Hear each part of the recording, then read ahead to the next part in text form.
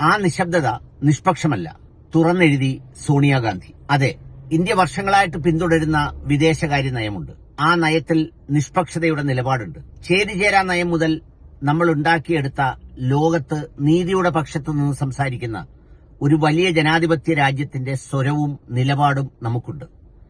ആ നിലപാട് താൽക്കാലികമായി ഉണ്ടാക്കിയതായിരുന്നില്ല, കരുത്തോടെ വർഷങ്ങളായി പിന്തുടർന്ന നിലപാടായിരുന്നു.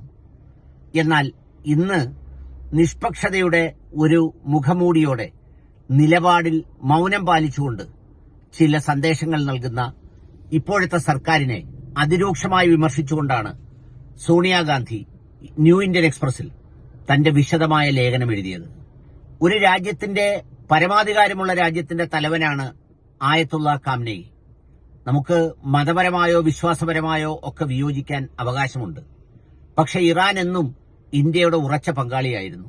2001 വാജ്പേയിയുടെ കാലഘട്ടത്തിൽ വാജ്പേയി ഇറാൻ സന്ദർശിക്കുകയും അവിടുത്തെ ഭരണാധികാരികളുമായി ബലവത്തായ ബന്ധം സൃഷ്ടിക്കുകയും ഒക്കെ ചെയ്തത് പശ്ചിമേഷ്യയിലെ സമ്പൽ സമൃദ്ധമായ ഒരു രാജ്യത്തോട് പുലർത്തിയ നീതിപൂർവമായ നിലപാടായിരുന്നു.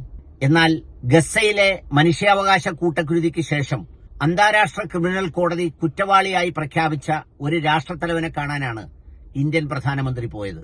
എന്നിട്ട് ഗസയെക്കുറിച്ച് ഒരക്ഷരം മിണ്ടിയില്ലെന്ന് മാത്രമല്ല, എല്ലാം തൃപ്തികരമായതുപോലെ മടങ്ങിയെത്തി മണിക്കൂറുകൾക്കകമാണ് ഒരു രാജ്യത്തലവനെ മറ്റൊരു രാജ്യം ഇസ്രയേൽ വധിച്ചത്. അതിനെ അപലപിക്കാനോ അത് തെറ്റാണെന്ന് പറയാനോ ഒരൽപ്പം പോലും മനസാക്ഷി കാണിച്ചില്ലെന്ന് സോണിയാഗാന്ധിയുടെ ലേഖനം കുറ്റപ്പെടുത്തുന്നു. അത് വർഷങ്ങളായി ഇന്ത്യ തുടരുന്ന വിദേശകാര്യ നയത്തിന്റെ കൃത്യമായ വ്യതിചലനമാണ്. അസ്വസ്ഥതപ്പെടുത്തുന്ന ഈ നിശബ്ദതയെക്കുറിച്ച് പാർലമെന്റ് ചർച്ച ചെയ്യണമെന്ന് അവരാവശ്യപ്പെടുന്നു. ഒരു രാജ്യം നിലപാട് സ്വീകരിക്കുമ്പോൾ അതിന് നീതീകരണം വേണം. ഇറാൻ ആക്രമിച്ച UAEയുടെ സൌഖ്യങ്ങളും സന്തോഷങ്ങളെക്കുറിച്ചും പറഞ്ഞെങ്കിലും ഈ പറഞ്ഞ ഒരു രാജ്യത്തിന്റെ പരമാധികാരത്തെ ലംഘിച്ച് അവിടെ പോയി ഒരാളിനെ കൊന്ന പ്രവൃത്തിയെ ഒരക്ഷരം കൊണ്ടുപോലും എതിർക്കാൻ വലിയ ഒരു ജനാധിപത്യ രാജ്യത്തിന്റെ നേതാവ് തയ്യാറാകാത്തത് ലോകത്തിന്റെ തന്നെ ഒരു വ്യവസ്ഥിതിയെ മാറ്റിമറിക്കുന്നതിന് തുല്യമാണെന്നാണ് സോണിയാഗാന്ധിയുടെ നിലപാട്. സ്പെയിൻ പോലും തങ്ങളുടെ സ്ഥലം നൽകിയില്ല.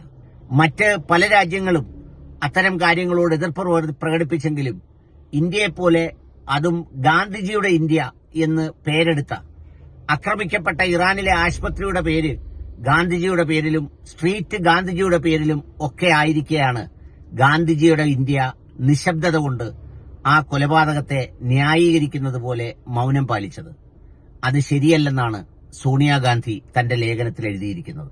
ഏതായാലും അവരവരുടെ നിലപാട് ഉറക്കെ പറയാൻ ധൈര്യം കാണിച്ചെന്ന് മാത്രമല്ല, അത് പ്രസിദ്ധീകരിക്കാൻ ഇന്ത്യൻ എക്സ്പ്രസും നിലപാട് സ്വീകരിച്ചു. ഇന്ന് അങ്ങനെ പ്രസിദ്ധീകരിക്കുന്നതും ഒരു ധൈര്യത്തിന്റെയും നിലപാടിന്റെയും ഭാഗമാണ്.